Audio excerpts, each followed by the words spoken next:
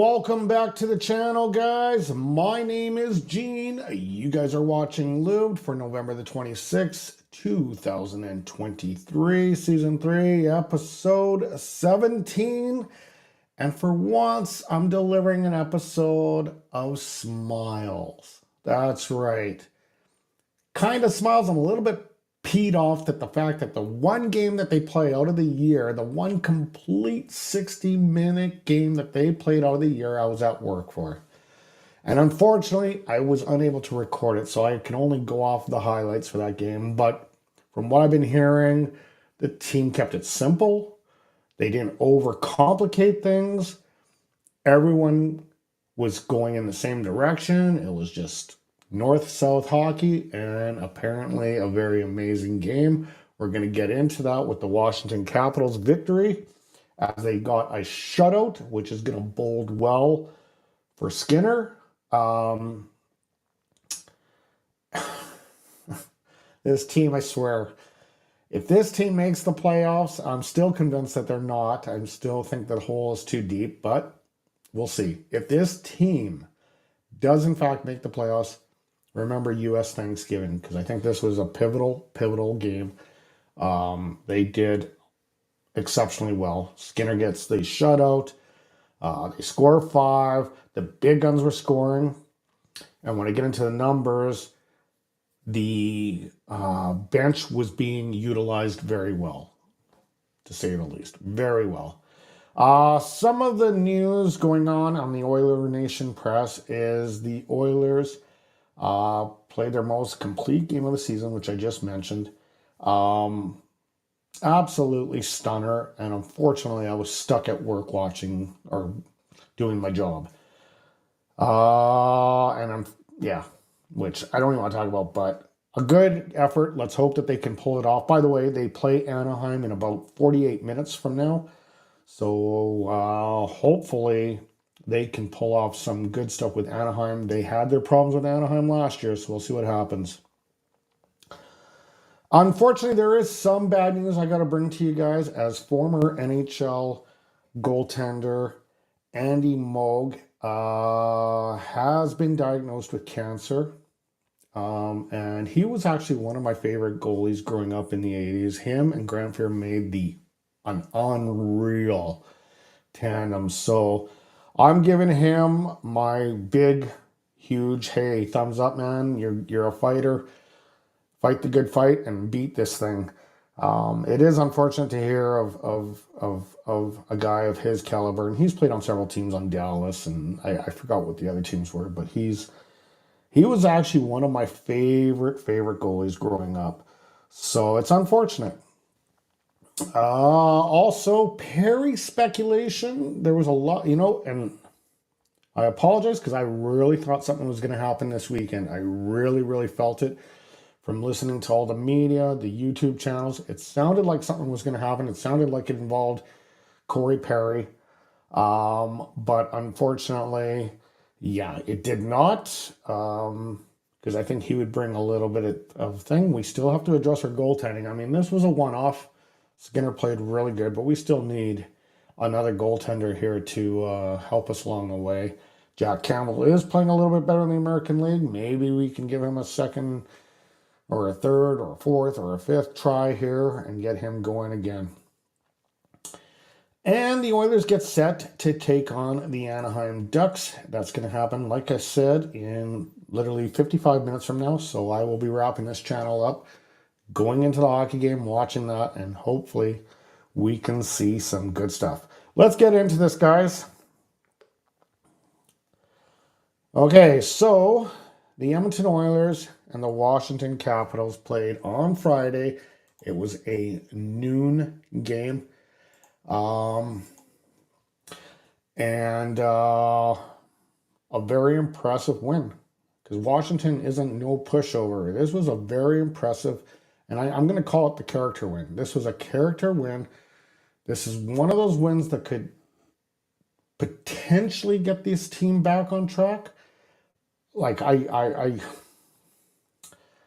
said, I would never give up on this team, but the season, the hole they dug, I mean, it'd be something, but I mean, I shouldn't be counting Connor and Leo out of the thing. I think they're just starting to wake up. I think they were in hibernation and they're starting to wake up. So we'll see what happens.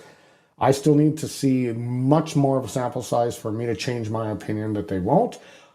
Trust me, guys, I really want that team to make me eat my words come mid-April. If they can, that'll be the one time I'm actually happy that I ate my words and yeah, we'll just leave it at that. So anyway, the game started off with Evander Kane scoring in the first period at 14-10. That was assisted by Leon Draisaitl and Desharnais. And then Roy Nugent-Hopkins would score a minute and 14 seconds later, his fourth of the goal, assisted by McDavid and Zach Hyman. They would go to the second period.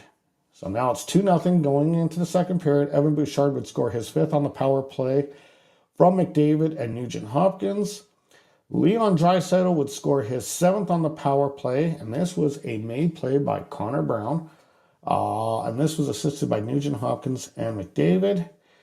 And then Leon Draisaitl would score again from Zach Hyman and McDavid. So, yeah, and no Washington. They shut Ovi right down.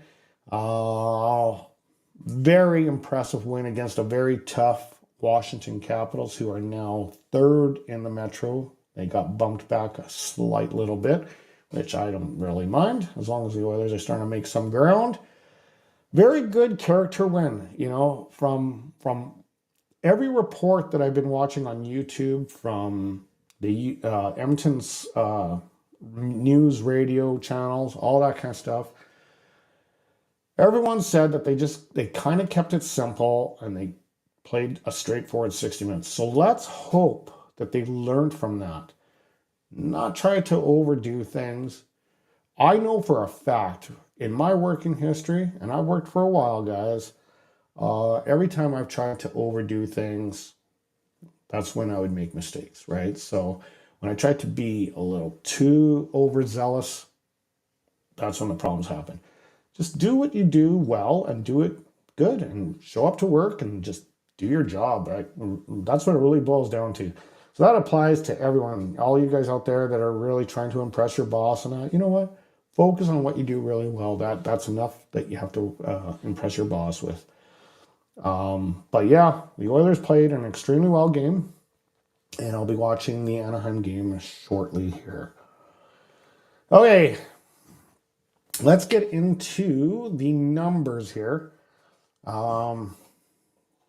Now, this one is going to be strictly based off of the last game, because for once this season, I'm actually doing an episode where we're upbeat, we're happy, we like what we saw, and I wanted to stick to that focus. In the numbers, every forward under 20 minutes. Yes, that's right. Connor McDavid didn't have a 25-minute night. Leon Draisaitl didn't have a 25-minute night. Now, a couple of our defensemen, they were hovered a little bit over the 25, which is fine. But yeah, every other forward did not have over 20 minutes. I could not believe it when I saw that stat. And that's probably the first time I saw that stat since I've been doing this channel. So that's a kudos to the coaching, to Knobloch for kind of doing that. And when the Oilers are playing well is when they keep McDavid's minutes down, Draisaitl's minutes down. Every time this team is in the stinker, it's because those guys are playing 25, 27 minutes a night. And they're giving Derek Ryan 9 minutes a night. Like, you got to balance out the energy. 100%, you got to balance out the energy. So every forward in the last game had under 20 minutes. I expect to see the same tonight against Anaheim. McDavid, 4 assists. 4 assists for McDavid. A big game for him. The one thing my biggest takeaway out of that game isn't so much the effort that was played, wasn't even the shutout. It was the fact that team was actually smiling at the end of the game and joking around, and they just felt loose for the first time this season, and it was nice to see. But yeah, McDavid with 4 assists, that always helps when he's woken. And hopefully that's the case because the other Bear, Leon Draisaitl, had 2 goals and 1 assist. So the dynamic duo was alive and well against the Capitals on Friday. And like I say, they are playing Anaheim tonight. And history has shown Anaheim has been a tough team for us. Last year, we lost a few times to them, and I remember doing episodes on this channel how frustrated I was because we lost to the Anaheim Ducks. But they need to use that game against Washington as a pivotal game, as a momentum-changing game. Let's get it on, guys. Let's prove me wrong, man. Prove me wrong, and let's make the playoffs. And of course, Stuart Skinner. This is good news. This is a feel-good story because he's had some rough goes. He stops 25 out of 25, gets his first shutout of the year. Excellent to see. I'm so proud of Stewie. Like, good. Like, really good, guys. Like, I'm so impressed. Can't say enough. All right, guys. What are we getting into now here? We're going to get into what's up next, which is the Anaheim Ducks in literally 50 minutes. So... yeah, they have to rinse and repeat what they did basically last Friday, and they are playing the 6th place Mighty Ducks, or I keep calling them Mighty Ducks, sorry, Anaheim Ducks with a record of 9-11-0, but they are still actually ahead of us. And there's a good old picture of Chris Russell way back in the day. Boy, it'd be nice to have him on the blue line still, eh? Because he made some pretty. He was a guy that was willing to block anything. He's actually got the record, I think, in the NHL for the most blocks as a defenseman, which just shows you the kind of character he was. He was willing to put his body on the line every single time. So kudos to him. But yeah, the Oilers have to rinse and repeat what they did. Play north-south hockey. Play it very simple. Don't overcomplicate things, and they'll be in good shape. The Anaheim Ducks record, or basically some of the stats, the comparable stats that they have to the Edmonton Oilers, is when it comes to goals, the Anaheim Ducks are 26th in the league with 2.8. Meanwhile, the Oilers are 19th in the league with 3.5. Shots on goal, the Anaheim Ducks are 26th in the league, averaging 29.2 shots per game. Meanwhile, the Oilers, they're second in the league. But they just, until that game on Friday, they really haven't been showing any rewards for it. But they're averaging 33.5 shots. Now, whether that's shots from the outside, it could be. But they're still hammering the net quite a bit. They're second in the league for most shots. Power play percentage. Anaheim is 12th in the league at 21.9. Meanwhile, the Oilers are 7th in the league at 25. Face-off percentage. Anaheim is 25th in the league with 47.2. Meanwhile, the Oilers are 18th in the league at 50.1. And then when it comes to shooting percentage, the Anaheim Ducks are sitting 19th in the league with a 9.6, and the Oilers are 28th in the league at an 8.1 percentage. Defensive stats for goals allowed, Anaheim is 17th in the league, averaging 3.25 per game. Oilers, it's slowly creeping down, but they're still 30th in the league, 3.79 goals per game, 30th in the league. So they're the third worst team for that. When it comes to shots on goal, the Ducks are 26th in the league or shots on goal allowed, as they are letting 32.3 shots per game. Meanwhile, the Oilers are 7th in the league, which those stats just don't make sense considering where the Oilers record is. They are actually holding off the shots, but it's brutal. And that's, they're averaging 29 per game. Penalty minutes. Anaheim, not very disciplined at all. 31st in the league with 14 penalty minutes per game. Edmonton, not very disciplined either. They're 29th in the league with 12. And then the penalty kill. Anaheim is 80.7, which is 14th in the league. And the Oilers, they've been struggling on their penalty kill, but they're slowly making a little bit of ground with 76.3. All right. Okay. And now we're going to go into the current standings here. Now, these standings were done from earlier this morning. I don't know if any games have played, so there might be a bit of variation. And I also want to apologize for the last time I did the take on the Washington Capitals. That one graphic was about 2 or 3 days late. So they played a game since then, and other games happened since then.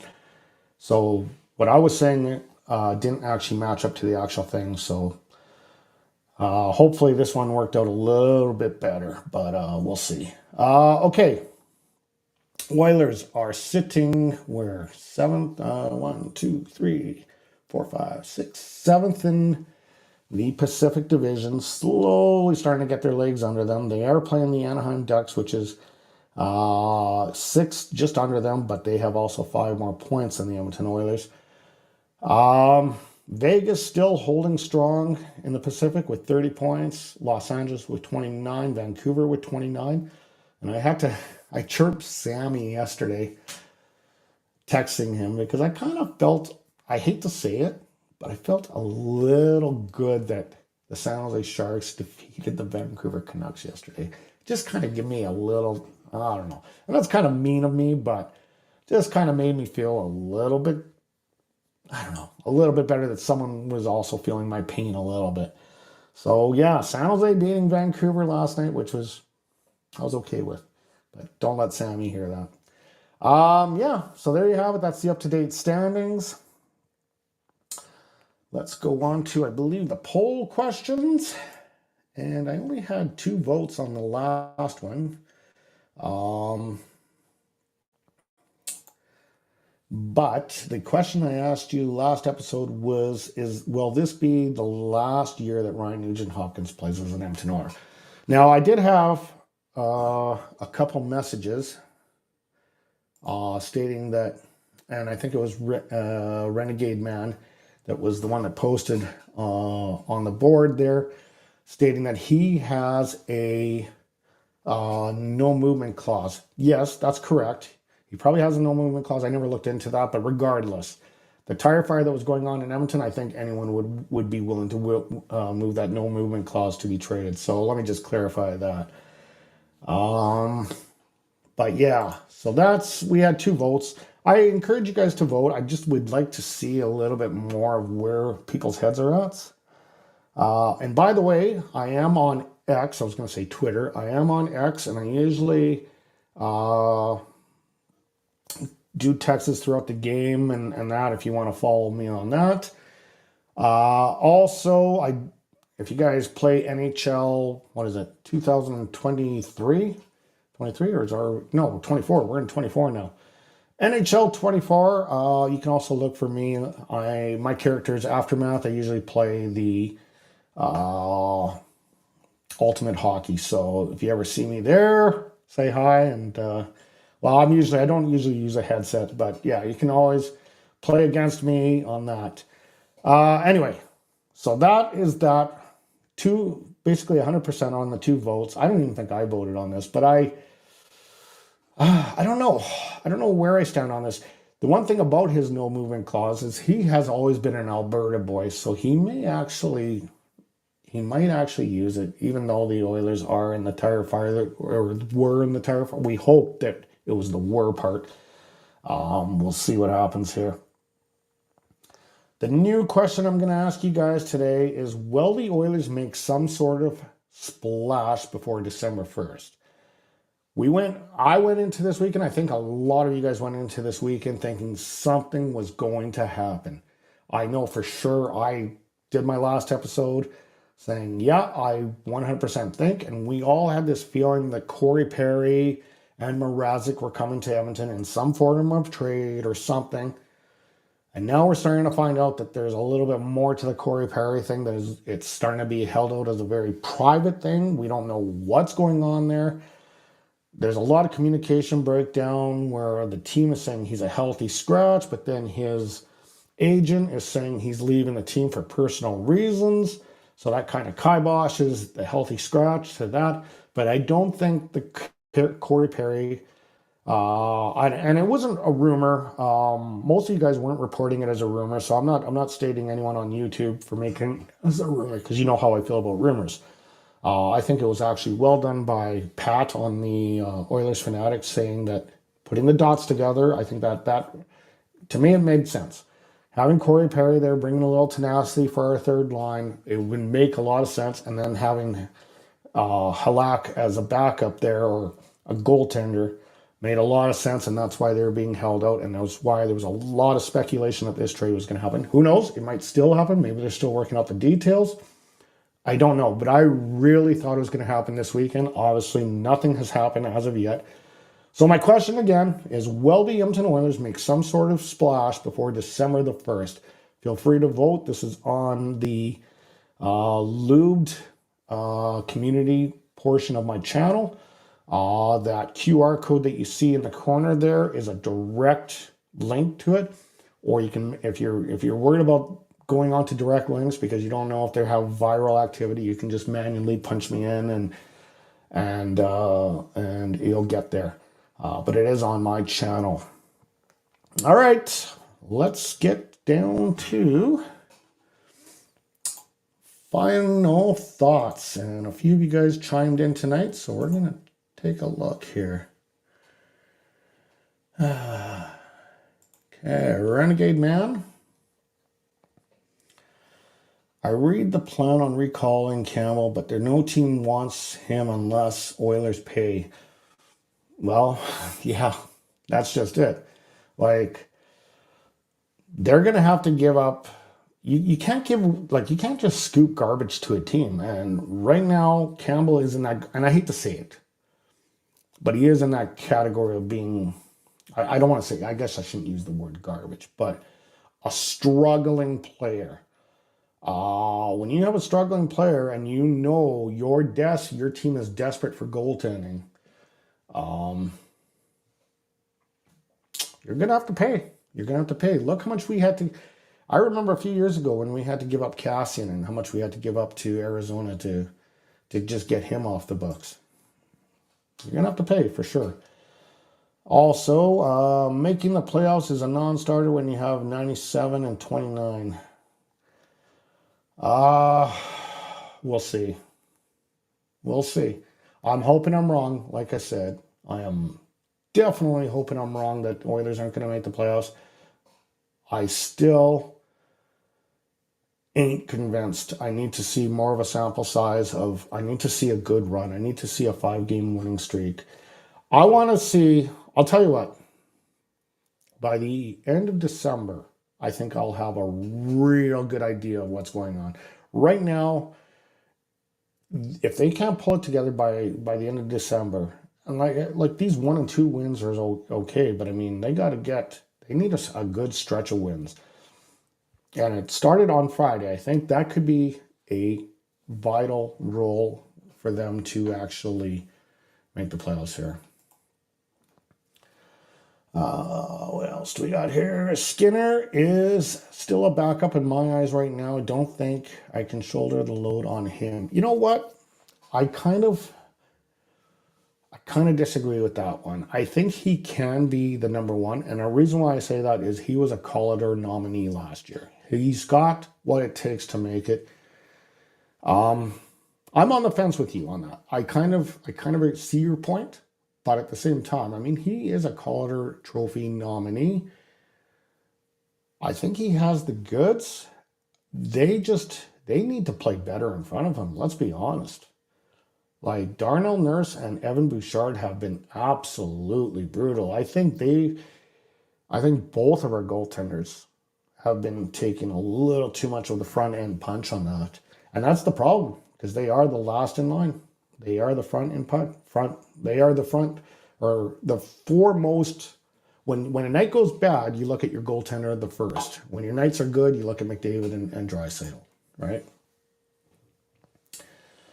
And at least Campbell wants to work with legacy, and his coach proves that the goalie Coach is the problem. I agree 100%. I've wanted us to try a new goaltender coach for years now, way back in the Koskinen days. So yes, I would like to see a new goaltender coach, a different angle. I mean, we lost Tippett, we lost Woody, and now we're on to Knobloch, and we still have that same goaltender coach from that era. So yeah, it's not a good look for sure. And the last one for the night there, Renegade Man, Dave Gagne made a smart move and showed no interest in the GM position. Does anybody want that position only to get fired at the end? Oh, man. Look, there's 32 jobs in the world of that position. So, yes, someone will want it, 100%. It's like bringing Knobloch. When he went in there, everything was just a massive whirlwind. You're not going to turn down an NHL coaching job, nor are you going to coach or turn down a GM job. The ones that do, okay, fine, fair enough. But you're not going to have problems finding a general manager for an NHL franchise or an NHL coach. Not at all. All right, guys. I think that's going to be a wrap up. The game, like I say, starts in literally 34 minutes from now. I'm hoping to see a good effort. I'm hoping that the Oilers can start a string together. And I'm hoping the Oilers prove me wrong. As always, guys, stay healthy, stay happy, stay hydrated. I will see you maybe Tuesday night for the next episode. It all depends, Tuesday or Wednesday. And we will talk soon. You guys have a great, amazing night. Enjoy the game and go Oilers, go.